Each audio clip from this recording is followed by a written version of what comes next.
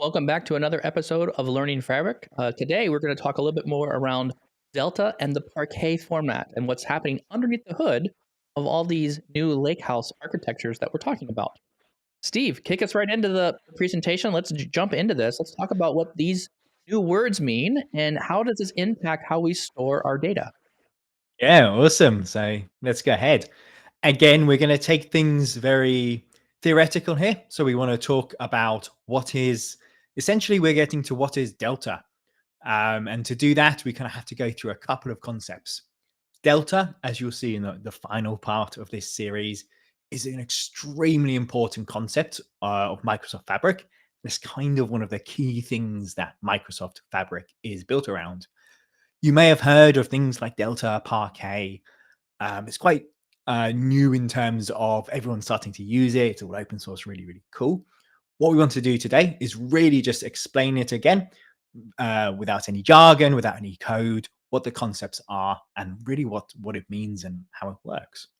So in order to do that, we want to take a step back and just go through a couple of key concepts when we talk about storing data. Now, there's a couple of ways that typically files can store data. And Delta is a file format, right? And typically we probably quite familiar with something like a CSV file that you might open in Excel. That's something that is called row store. But Delta is a little different in the fact that it does something called column store. So what does this mean? Well, let's look at how a column store works. Now imagine we had this really simple table of data. We have a salesperson name, they've got their sales amount, and then we've also got the cost, and this is kind of the cost of goods sold for them. Now, we might have a data table like this. When we save things in a file such as CSV, it doesn't save it in a table like that. That's kind of what we see when we open Excel. But really, underneath, it wants to try and optimize this as much as possible. And that's a really important concept for storing data well, is try and optimize how the data is stored. And so what it does is it can kind of maybe store data like this. And this is what we call a row store. Essentially, it puts it all in one big line. Now we've just, for ease, gone over, but we can say, this is row number 1. This is row number 2, 3, and 4. So this is kind of a row store way, traditional things and how CSVs, and right, CSVs are comma separated. So it stores all the rows next to each other. So it stores, the first row, the second row, the third row, and all the columns in sequential order. Very simple, very kind of easy to visualize. Now, this is good, but what if our computer and we said, okay, I want to list and I want to retrieve data. So we want to query this file. What if I said, I want to get all the names of all the salespeople in this file? Well, you'll notice that when we look at the names, and these are these ones highlighted in orange, they're spread apart when we do things in rows, right? Because each row has to store all of its columns, and then we store the next row and all of the columns. And when we try and read data from a column, and we just look at one specific column, that data is really spread apart within this file. And that makes things a little slower when we try and look at things by column. When we typically talk about tools like business intelligence, normally we're doing things by columns, not by rows, right? We normally say we might sum the sales, split it by salesperson. So we typically talk in columns. So that's where column store comes in. If you can imagine, very similar concept, but instead of storing the data row by row by row, what we do is we actually store the data column by column by column. So what it does is it actually stores data like this. And it says, we'll list the first column and just do things in column. So this is the salesperson name, all listed and listed next to each other. Then it goes on to the next column, which in this case was the sales. And then finally, it will go to the last column in this data set, which is, of course, the cost of goods sold. So now if we want to query this data set and we say, okay, I want to read a column, all these data, right, is right next to each other. So when we try and read things by columns, it's going to make this a lot quicker and a lot easier for the computer to kind of read this column. On top of this, we can actually do what we call is a lot of optimization. This is optimization on how we actually store this data. So by using this format in this column store and store thing column by column by column, we actually can do some more really cool optimizations and some tricks underneath the surface, right? It does this behind the scenes. You don't do this yourself, but the tool will do all of this for you. So let's look at the first one. This is called run length encoding. Let's imagine I told you and said, say this number out loud. You probably wouldn't go 33333, right? It would say a long time to take that. If I was going to tell someone this number, what I would say is I would say, there's 10 threes, then 5 fives. So that's a lot easier to say. And another way, if I was to write, I could just maybe say this, right? I could say, there's 10 threes and then 5 fives. I'll put the number, the amount, and then the number. So 10 and 3, and then 5 and 5. So that's a much easier way. And you can see this third bullet point. We take a lot less space and we store the same amount of information. Right? We haven't lost any information here. We're still saying the same thing. And this is a concept that we can actually take advantage with column store. So let's look at our table here. So we have another table. What we have here is the name of our contact and then the client they work for. With column store, one of the key aspects, of course, is that we store columns individually. So as we saw, we kind of store the first column, then the second column individually, right? We don't go row by row, we go column by column. So what we can actually do, we can say, okay, let's look at each column individually and we'll go through and optimize each column one by one. In this first column, we said, okay, with these first 3 rows, say Bill. Then we say Jane 3 times, and then we say Sarah and Alice. So what if we did this? What if we said, well, Bill, let's write down a bit more information on this first column. Let's say Bill. What we're going to do is we're going to add a bit of data to this first cell. And we say, well, okay, this is where Bill starts. And we're going to add 2 numbers. The first number, which is the 3, that represents how many times the word Bill is repeated. And you can see Bill is repeated 3 times. The second number is just what row we start at. So obviously this is the first row. So we're going to start on row 1. So we add the numbers 3 and 1 next to Bill in cell in this first row. This says you've got Bill here. Now it's going to be repeated 3 times and we're starting at row 1. Now we add this to the next time the row changes. So that's going to be Jane. So next to Jane, well, we've also repeated this 3 times. So Jane is repeated 3 times, but we've started at row 4. So we want to do this every single time that the value changes, that we get a new value that isn't repeated. Sarah and Alice, they're just repeated once. So for Sarah, we say it's just repeated once, and we start at row 7. Alice is repeated once at row 8. We can also do the same thing with the other column. Now, this is the beauty of column store. Obviously, because these columns are separate, they're not always going to start at the same time on the same row. So we can add this information though. Because we're doing column store, these are sort of stored individually and separately. And that's one of the great things about using a column store. So you can see in the client, right, we've got this first client, it's repeated twice, starting at line 1. Then on line 3, we've got Cronin, and that's also repeated twice.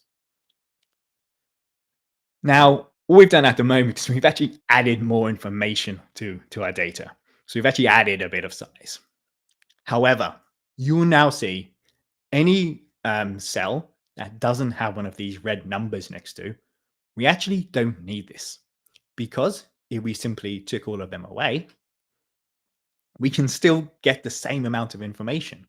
I can now delete these rows and I don't lose any information because I know that Bill is there 3 times starting at row 1, Jane's there 3 times starting at row 4, and so on. I want to jump in here just for a quick second. I love this explanation that you're doing, Steve, and I want to add a little bit of layer of context while you get a drink of water here. So, one other element here, as we think about the single column called name, the more unique values you have in that column is another term that we'll hear later on as we talk more about this in Power BI, particularly in the semantic models. It's called cardinality. How many times I have a unique record. Now, I hope I'm not stealing some of your thunder in the future here, Steve, but I just want to point out this is a incredible example of understanding what is the cardinality on a column. And you can see Steve has a great example here of like when I have a lot of items that are not repeating, those items just disappear. I don't have to store extra values of data. Every single bit of text, every single letter or number or additional items, those all take up space. And one of these great features of run length encoding is the less data I can store getting the same information, the faster it will be. So run length encoding is incredibly important for speed. And this is brilliant because this now really accelerates how fast and how big these files can be and how quickly we can query them to get answers. Sorry, I didn't mean to jump in there too much, Steve, but I felt like this was a great example and super clear and very well articulated about why this is so important to us as BI developers. Yeah, and thank you for highlighting that. Cardinality, you'll hear this a bit more, but it's such a key point. It really revolves around how well we can make things efficient. So, yeah, really, really good. And you can see here, as you say, cardinality, the amount of unique values, right? The more that this column changes, obviously, the more numbers and the more data I'm going to need. With this, of course, then as we carry on, we've said this based on the cardinality, we can kind of say, okay, we've deleted these rows now, and essentially we're left with the columns that look like this. Now, because we're doing things column by column, you'll notice that there's actually different amounts of values in each column. And that's okay, because when we recompute this, obviously we're going to rebuild the data set, they will be, the same amount of rows because we'll rebuild and re-add that data in kind of in memory. But just taking that as is, and when we store it, we want to store it in the most efficient way. We can see we've actually reduced the data in the data set without losing any information. So really clever trick. So here we go. Again, so we kind of take this first table and we split it into the two columns, column store, and then we shrink them down and kind of add a bit of information to it. But that shrunken down values is kind of a lot smaller than it was originally. And Mike kind of gave a great point, and he introduced this concept of cardinality, right? And that refers to the amount of unique values. So as we said, the lower cardinality, the better it will compress. Again, really key point there. If you have very few unique values, it's going to be a lot better than if you have a lot of unique values. And again, only works because of this columnar store, right? That we store columns separately. So that's a really cool way that column store can help reduce and optimize stuff. We can actually take it further though. So let's have a look at what we call dictionary encoding. Now imagine that we have we're just going to look at this client now. We just take this one column, the client. What I've done is I'm going to go now, I'm going to count out all of the characters. So all the amount of letters that are in all of this data. So if you actually counted this, there's going to be 137 total characters. So in this 5 rows, there's 137 letters. Now, it may sound obvious, but the more characters and the more data you have, the more space it's going to take up to store, right? Because there's more data, the bigger these are, and especially with text values, which can be quite long, the more space you will need. So what can we do to try and help reduce this? Well, if you're familiar with star schema, I often think of this as kind of building a dimension table, if you like. So what we can do is we can say, well, okay, I see that some of these values are repeated. And even with run length encoding, because of the different ordering of the values, you will still get some repeated values. So we can say, what if we just take and just list the values, the unique values each once? So we just say them once and then give them a key. Very similar to me as if you're building a dimension table here. So we've said there's only 3 different unique values in this column. We'll list them once, give them a key. Then in our original column, we can just replace that with a key. So we can see here that the first row is number 1, and that links up to Lucan. The second row is number 2, and that links up to the Cronin. I think these are law firms, and so on. And you can see we've just simply replaced the long values with a key. Now what I'm going to do is I'm going to count all the characters. And again, I've got another little table here. So I'm going to count all the characters in that table, plus in my keys. And I've actually reduced it, in this case, to 84 characters. So that's quite a big reduction there. It's about 30-40% less characters I have to store. So very much takes this concept of, instead of repeating the values, instead of storing them multiple times, we take the unique values, give them a key, and we can just look them up. So this really helps. While the first run length encoding, that really reduced the amount of rows, this looks inside the rows and says, okay, let's try and optimize and look at how we can reduce the amount of characters and the amount of data that we need. So very simply, the more data in a column, the larger it is to store. Um, yeah, and we build a dictionary, right? And what we do this is we build a dictionary and assign integers to the original values, right? So in this case, the value 1 is going to take less space than the long string value. And therefore, in this dictionary, we just repeat the items once. It's called hashing code. And then, again, similar to this concept, the more unique values, the higher cardinality. Obviously, it's going to make this dictionary, this lookup table, even bigger. So again, cardinality plays a role in here too. So let's kind of have a look at how this could work together. So the first thing, obviously, we do is we do our run length encoding, and we say, well, let's remove the repeated values and shrink down our data set. So what it's going to do is it's going to say, we've added these numbers and it said these are repeated. So I can see here, Bill was repeated 3 times, Jane was repeated 3 times, and then shrink them down. Then what we can do is we can add our dictionaries. We say, well, we'll repeat all these text values, which is in the data set with the lookup keys, and then only actually say the names and the text values once. Then, of course, because it's columnar store, what we actually do is we just store it in a columnar format like we did at the beginning. And this is kind of what our data set looks like now. So we took that big table from the beginning and we squish it down, kind of make it look like this. And this is a very small data set. So obviously, when you have much larger data sets, this really grows and you get lots more optimization, kind of, as you can see with really big data sets. You'll be able to see exactly how this works. So again, as a recap for this columnar store, each column is stored independently. Run length encoding then squishes the amount of values and the amount of rows you have. Because they're stored independently, that means that each column could have a different amount of rows. However, it keeps all the information to rebuild that data set and to see your full data set again. And then we build this dictionary and assign integers to the original value, which then really just reduces the amount of data that we need to store. We store this kind of dictionary, and these are all stored within the file itself. And that's separate. And then now we have all the information to rebuild this table, but in a much more optimized manner. Okay, so that was columnar store, and columnar store is, a concept that is used in a lot of different file formats. One of those file formats is Parquet. You may have heard about Parquet. It's getting quite popular now. So let's have a look at what Parquet is.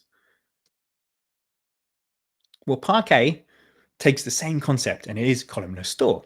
So really, it's just a file that does columnar store, but it does something else cool as well. What it actually does is it kind of splits out the original data set, if you have a very large table, into these different groups of rows. And so we could say, this is going to be our first group of rows, our first row groups, and this is going to be a second. And it all does this internally, and it kind of manages for you. And it's just going to split these out. And then what it does is it then stores these in a columnar format, and it keeps the columns right, but it splits this out into different little groups. And again, it still keeps our columns. We still have the full columns, but in a different groups. And essentially, then we can store these as different files. So with Parquet, it really is this columnar store way, and it just stores things in lots of different files, essentially. And we can control how we partition these files and all of this. But high level, that is a Parquet file, a columnar store, really efficient, stored in different files. So you probably have several files when you talk about having big data. And why do we like Parquet? What's so great about it? Well, one thing is kind of this open source format, right? So it's not really owned by anyone. It's not a vendor. It's open source, like how CSVs and that kind of stuff's really popular. Parquet is this new thing, and it's great for big data because of this optimization. I say it's a hybrid column based. Obviously, it's column based, but you have this concept of breaking things out into different row groups. Then you have great compression available. Again, that's all through to the columnar store format. So it's better at OLAP versus OLTP. If you don't really know what these means, essentially it's good at doing things like data science and business intelligence. Typically, when we look at columns, which we do in reporting, not really designed for things like transactional, where we just have, imagine a point of reference system where lots of different data is coming in really, really quick, and we just look interested in the rows. Not so much, but typically when we're talking about Fabric and that sort of stuff, we're talking about business intelligence, data science, all of that kind of data stuff. And this is really good at that. One of the downsides is you can't really edit Parquet files easily. Generally, you kind of delete things and insert the whole file again. And that's sort of something that is a bit of a downside to Parquet. And that is also why we want to use kind of an upgraded version of Parquet. So Parquet is essentially a columnar store file as well. I'm going to jump in here real quick as well. I've heard another term in the technology space, particularly around this. You can't easily edit them. So I heard a term that's called immutable, meaning you don't change it. So one of the core tenets of working with Parquet files is it's a store of data and it's used for read only. Basically, you save it, you store it, and it gets stored in a read only format. It is what they would call immutable. You would write it once, write it down, and then once it's been compressed and optimized, you don't want to uncompress it and re-optimize it and write down the same file again. So you'll see a lot of technology here as we talk about Parquet, and particularly a format called Delta, which we'll be coming up to. It handles this immutable file system, unchangeable file system for us. And this is one of the big deficiencies of lakehouses has been in the past, is because there hasn't been a good way of handling and managing all these different files that are being created and managed and removed and not removed. It was very confusing. So this system supplies a lot of support there to make this easy to use. Exactly. So great point there. And I think that is the question, right? And as you say, typically in lake houses, if we're just having these immutable files, well, what can we do? We need some sort of concept and system to help manage this, right? Because we don't want a load of these junk old files that are old that we forget to delete, something like that. So what is the answer? Well, then we have something called Delta. And this is really the core of this. And this is the core of how Microsoft Fabric works and how it stores data underneath. So what is Delta? Well, Delta is just Parquet, really. It's just storing stuff in Parquet files, except you have something else involved when you use Delta. And this is what we call this transaction log. What this is just this, right? It's a system to manage these immutable files and to really help us overcome some of these issues that we've had in data lakes in the past, where we couldn't exactly easily, edit things, and we had to delete and update and maintain. It's very hard to do manually. So we have this thing called a transaction log, which helps us do this. So what is this transaction log? Well, let's run it through with an example. So imagine here we have, our original table that we're going to save to Parquet, just like we had in the last example. We split it out into our rows and we say we're going to save this, and we basically have, let's say, 2 different Parquet files. In reality, they'll probably be a lot bigger than this, but to keep things simple, we're just going to call these file A and file B. So this is our full data set. We can see here that we have this other now transaction log, because this is delta. So these are 2 different Parquet files. And what we do on the transaction log is we say, let's write down everything we've done. So, and this is obviously not exactly how the transaction log stores it. It stores it in code and all of this, but we're going to go through conceptually to see what it's writing down and the information it's storing. So we've said, well, task 1 is we just simply loaded this, right? This was a new file. We saved this into our Delta Lake, and we said it's made 2 Parquet files, file A and file B. So we have saved them. We write down the date which we did this. Now, the next thing is we say, okay, what if we wanted to update our table? Because obviously this is the storage. We'd see it in Power BI in one big table. But we've realized that actually I made an error in this file, and Laura in file B, 19, that's wrong. I saved it to the wrong name. And actually I want to change this to Alice. Well, we've said we can't actually easily edit, and they're immutable. So what we have to do is we have to essentially say, well, I'm going to delete file B and I'll add this new file. So this new file has the corrected information that was in file B, and we'll call it file C. So now we have, and we can see here that file A and file C is our full data set. Because we can't change and it's immutable, we can't really change file B. We've had to delete file B and reload the information, but the updated and the corrected information. This is where Delta gets really, really cool. It says on our transaction log over to the left here, well, task 2, what we did is we loaded in file C and deleted file B, and we set the date. Now, it doesn't actually delete file B in the data lake. It actually keeps it there, and it just kind of says, okay, we've deleted this. What it does though now is we can actually read through the transaction log, and it will be able to see the current state of our data. So let's take this one step further, and then we can really read through this and understand how it's working. Let's imagine, you know what, Alice was wrong as well. We messed this up again. We're not very good. Actually, this was Sarah who made the sale, not Alice. So we want to delete the row Alice, and I want to add the row Sarah. Well, again, immutable file C. So what I have to do is I'm going to say delete file C, and I'll add this file D. So file A and file B is what we had originally. We've made 2 updates. We've ended up with file A and file D. In our transaction log on task 3, we said, well, loaded file D and deleted file C. What happens is, as I said, file B and file C still exist in the dataset.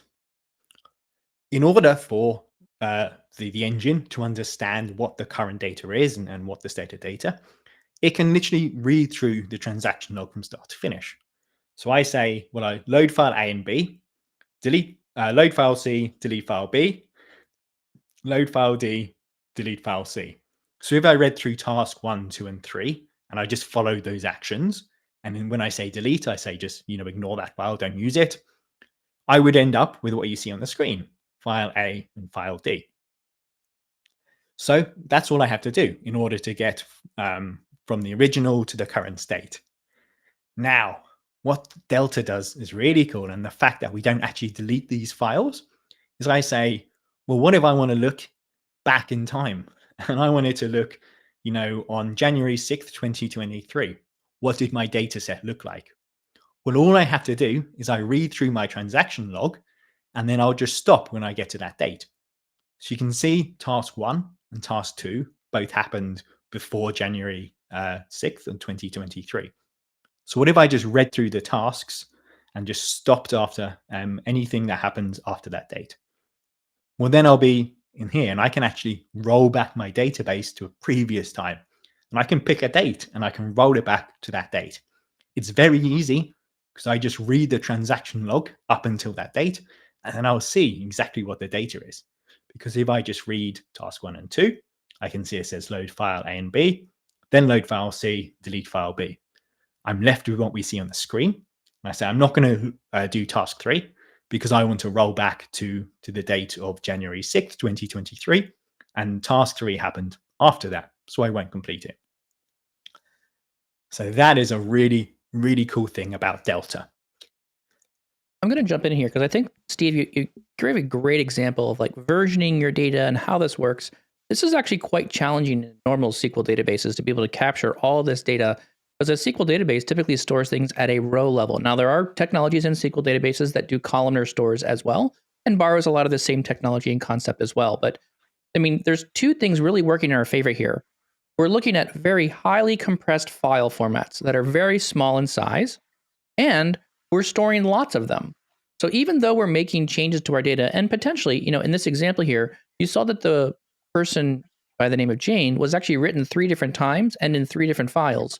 But because we're columnar storing the data, we're seeing such a high compression rate, we're not as worried about the storage or the size of these files because we have the ability to get cheap storage. And this is a major concept that really shifts, I think, a lot of organizations, and particularly you as a business user working through this, is when we start talking about lake houses, the storage is much cheaper to hold all this data.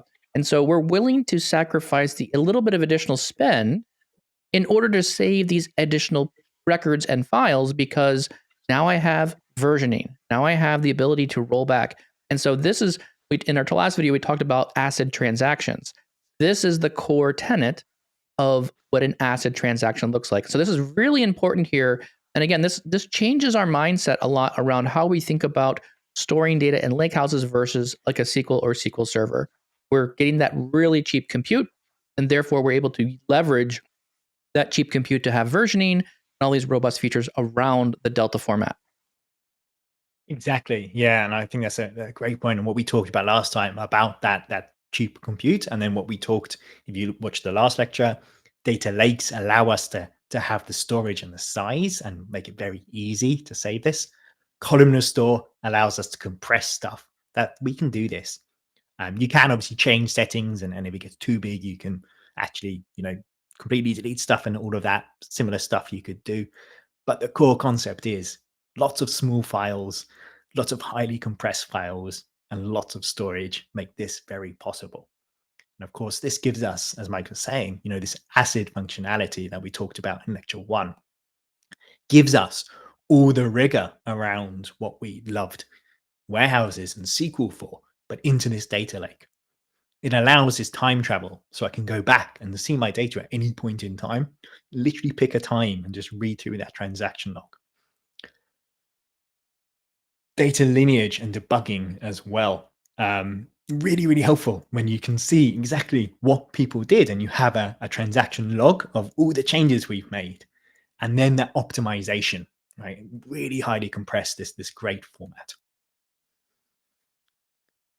And what we're going to do is we're going to take our table here and we're going to save this into the Parquet format. So imagine we have this table. It's a little longer than we had before. And it's just going to save it into these 3 different Parquet files. Exactly what we did in the last example. As it's a columnar store, right? We can store things like this. And we're going to say file A, file B, file C. This is Delta. So we have our transaction log. Now, the biggest probably compute expense that we have is these are lots of different small individual files. What's going to be the hardest thing for the computer when we're trying to read this, because we have to read them all in order to get the data, is you have to open each file and read the contents. And that action of opening the file and reading the contents, that actually is probably the most intensive. So if we had, this is just 3, You could have loads and loads of files. You have to go through each one. However, with this transaction log, we can actually use that and leverage it to make it even more efficient and deploy some even cooler tricks. So let's say we're going to send a query, and we're going to query our table here. The table, it was this one big table, and we've saved it into these 3 Parquet files with our transaction log as delta. So we say, select the sales column where sales is greater than 14. So I just want to say, show me all the sales where it's greater than 14. Well, we can deploy a trick with a transaction log. What we can do is that every time we add a new file, we can just store some basic descriptions about the columns. So what we can do is say, every time we load a new file, we've written it down in the transaction log, we loaded it.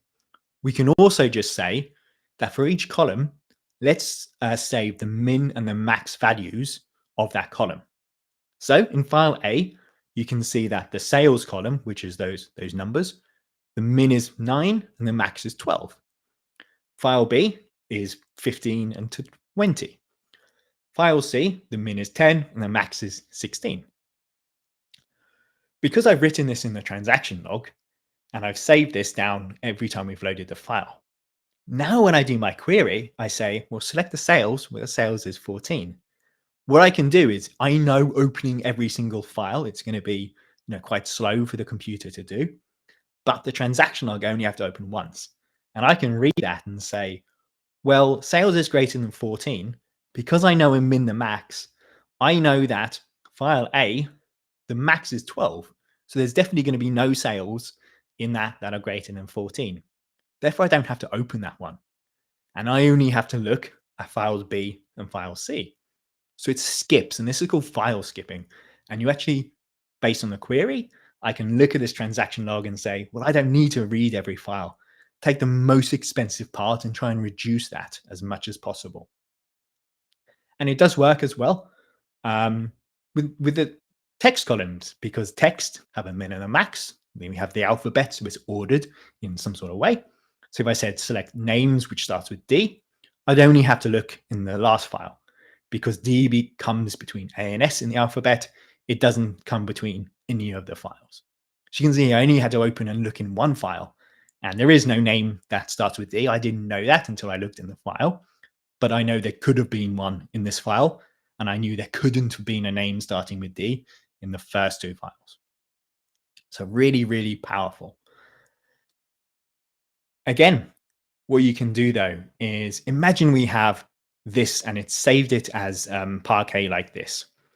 We can actually help optimize on how file skipping works, and we can actually take it a step further.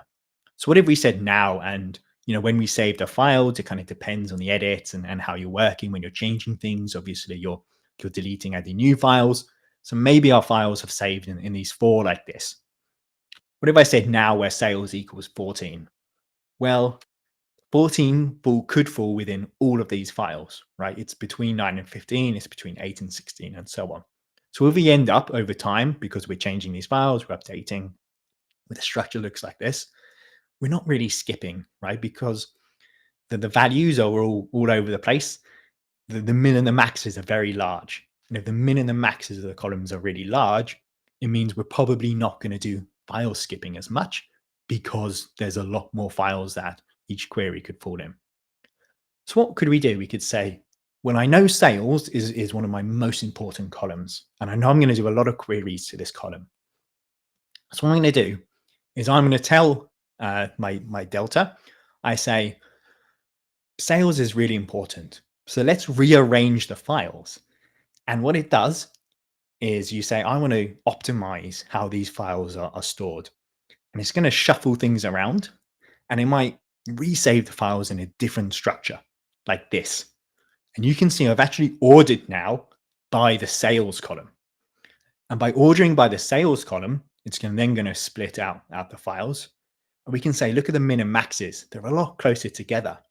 So now if I want to see where sales is 14, well, it only falls within this, because the first file I have a min and max of 7 and 9. The second one's 14 and 16. The third one's 28 and 35. So this is a lot more optimized in order on how to store the data. And this is a concept called Z-order and optimize, something we can deploy in Delta that actually says, well, when we're sending queries, I only even have to look in half the data because I know half my tables, because we split them into these small files. We don't even have to open those files.